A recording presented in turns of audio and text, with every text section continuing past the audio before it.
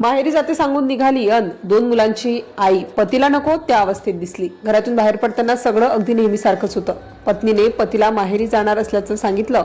तिच्या बोलण्यातून किंवा वागण्यातून काही मोठं घडणार असल्याची कल्पना येत नव्हती। घरात 2 लहान मुलं होती। रोजचा संसार होता आणि नेहमीप्रमाणे दिवस सुरू झाला होता। पण पतीच्या मनात मात्र काही दिवसांपासून एक प्रश्न सतत घोळत होता। पत्नीच्या वागण्यात नेमका असा कोणता बदल झाला होता ज्यामुळे त्याच्या मनात संशय निर्माण झाला होता। त्याने अनेकदा हा संशय मनातून काढून टाकण्याचा प्रयत्न केला। कदाचित आपलाच गैरसमज असेल, कदाचित पत्नीवर विनाकारण संशय घेत असू असं त्याला वाटत होतं।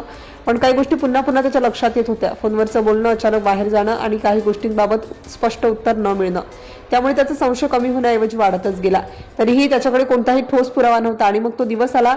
पत्नीने पुन्हा एकदा माहेरी जाण्याचं सांगितलं आणि घराबाहेर पडली। पतीने तिला थांबवलं नाही, मात्र यावेळी त्याने एक निर्णय घेतला। ती नेमकी कुठे जाते हे पाहण्यासाठी तो तिच्या मागावर निघाला। सुरुवातीला त्याला काहीसं वेगळं दिसलं नाही। रस्त्यावरची गर्दी, वाहनांची ये-जा आणि नेहमीसारखं शहर। पण काही अंतर गेल्यानंतर त्याच्या लक्षात आलं की तिचा प्रवास कदाचित त्या दिशेने सुरू नव्हता जिथे तिने जाण्याचं सांगितलं होतं। पती काही अंतरावरून तिच्यावर लक्ष ठेवत होता। अचानक त्याला एक तरुण दिसला। पत्नी त्या तरुणाजवळ थांबली। दोघांमध्ये काही वेळ बोलणं झालं। पती मात्र दूर उभा राहून सगळं पाहत होता। त्या क्षणी त्याच्या मनात पुन्हा तोच प्रश्न उभा राहिला, हा तरुण कोण आहे? त्याची पत्नी त्याला का भेटली आणि माहेरी जाण्याचं सांगून इथे का आली? पतीने घाईघाईने कोणताही निर्णय घेतला नाही। तो शांतपणे त्याच्या मागे जात राहिला। दोघे एका ठिकाणी पोहोचले। तिथेही त्याने काही अंतर ठेवून तिच्यावर नजर ठेवली। काही क्षणांनी तो एका हॉटेलमध्ये ते शिरले। आता मात्र पतीचा संशय अधिकच गडद झाला होता। माहेरी जाणारी व्यक्ती एका अनोळखी तरुणासोबत हॉटेलमध्ये का गेली होती? त्याच्या मनात असंख्य प्रश्न होते आणि त्या प्रत्येक प्रश्नाचं उत्तर आता त्या हॉटेलमध्ये दडलेलं होतं। हॉटेलच्या बाहेर काही क्षण उभं राहून त्याने विचार केला, आज जावं की नाही? जे दिसेल ते खरंच असेल तर, आणि हा जर सगळा गैरसमज निघाला तर? शेवटी त्याने आज जाण्याचा निर्णय घेतला। हळूहळू वर गेला, एका खोलीवर पोहोचला। आतून कोणताही मोठा आवाज येत नव्हता। काही क्षण तो तिथेच थांबला आणि मग त्याने दरवाजा उघडला। दरवाजा उघडल्यानंतर त्याच्या डोळ्यासमोर जे दिसलं त्याने तो अक्षरशः हादरून गेला। अनेक दिवसांपासून मनात असलेल्या संशयाला जणू अचानक एक धक्कादायक वळण मिळालं होतं। त्याची पत्नी त्या तरुणासोबत हॉटेलच्या खोलीत असल्याचं त्याने पाहिलं। त्या क्षणी मनातला राग, दुःख आणि धक्का एकाच वेळी बाहेर आला। काही वेळातच खोलीतील शांतता मोठ्या वादात बदलली। पतीचा संताप अनावर झाला, आवाज वाढला आणि हॉटेलमध्ये गोंधळ निर्माण झाला। आजूबाजूला लोकांचं लक्ष त्या प्रकाराकडे गेलं। काही वेळापूर्वीची गोष्ट फक्त त्या खोलीपुरती मर्यादित होती, ती आता बाहेर येऊ लागली होती।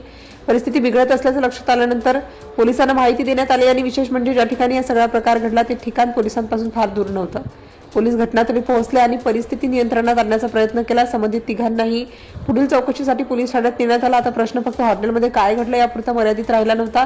पती आणि पत्नी यांच्या नात्यात नेमकं काय सुरू होतं? पत्नी त्या तरुणाला किती दिवसापासून ओळखत होती आणि पतीला या आधीपासून संशय होता का? या सगळ्यांचा तपास आणि चौकशी सुरू झाली। पोलीस ठाण्यात पोहोचल्यानंतर वातावरण आणखी गंभीर झालं। पोलिसांनी दोन्ही बाजू ऐकून घेण्याचा प्रयत्न केला। पतीच्या मनात प्रचंड राग आणि दुःख होतं। दुसरीकडे पत्नीची बाजूही समजून घेणं गरजेचं होतं। त्यामुळे पोलिसांनी दोघांचं समुपदेशन करण्याचा निर्णय घेतला। 2 मुलांचा विचार करून हे नातं वाचवता येईल का हा प्रश्न त्यांच्यासमोर होता। पण पतीच्या मनात प्रश्न निर्माण झालेला होताच आणि अविश्वास इतका मोठा झाला होता की तो पत्नीला पुन्हा घरी घेऊन जाण्यास तयार नव्हता। पोलिसांनी समजावण्याचा प्रयत्न केला, मात्र तो आपल्या निर्णयावर ठाम राहिला।